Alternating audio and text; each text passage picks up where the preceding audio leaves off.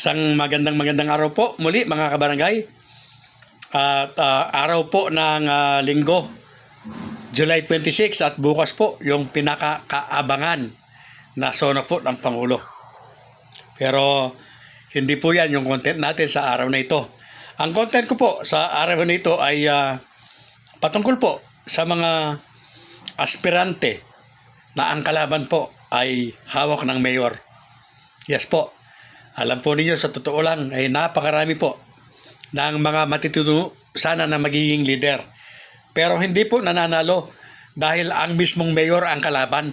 Yes po, sa maniwala po kayo at sa hindi, may mga barangay po na ang makinarya po ng mayor ang umaandar laban sa kalabang kapitan. Pag-usapan po natin.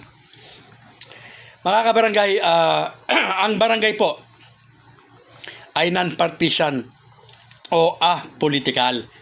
Dapat po hindi nakikialam ang mga government officers dito. Yes po, hindi sila involved.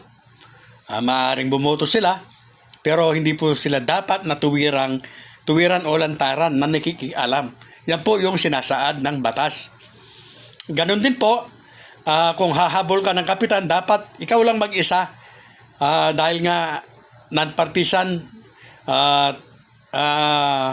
kung hahabol ka ng gagawad, ikaw lang. Kaya lang po, nauso yung nagkakaroon po ng team. At meron naman po na 3 kagawad, magkakaibigan, ay magsasama-sama po sila.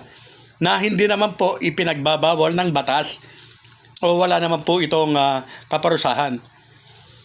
Alam po ninyo, napakaganda sana ng layuning ito ng COMELEC. Ano po? Yung talagang dapat pag kapitan ka, kapitan ang hahabulin mo, ikaw lang ang mag-isa. Kagawad ka, ikaw lang ang mag-isa. Napakaganda po sana.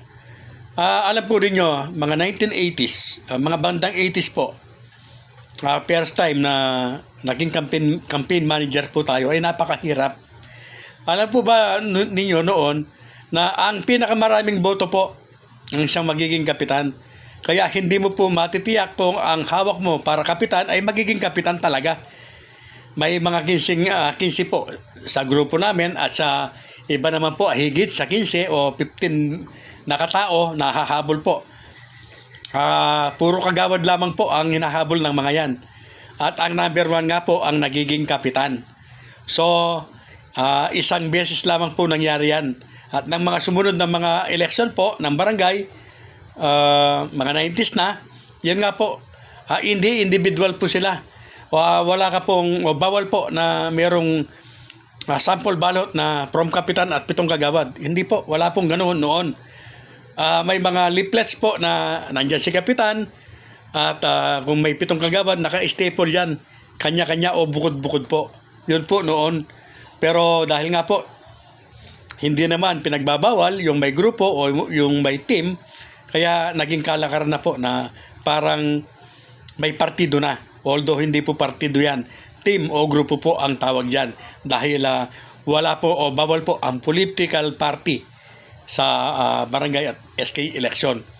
So balikan po natin yung sinasabi ko na kung hindi po sana nakikialam ang mga mayor, gobernador at congressman sa halalang pambarangay, ay palagi ko po ay mas maganda po at mas napakaigi. Kaya kahit may pera ka, wala kang pera, ay pwede kang humabol kung ikaw ay karapat-dapat na sa tungkulin kung ano man po ang posisyon na iyong hahabulin.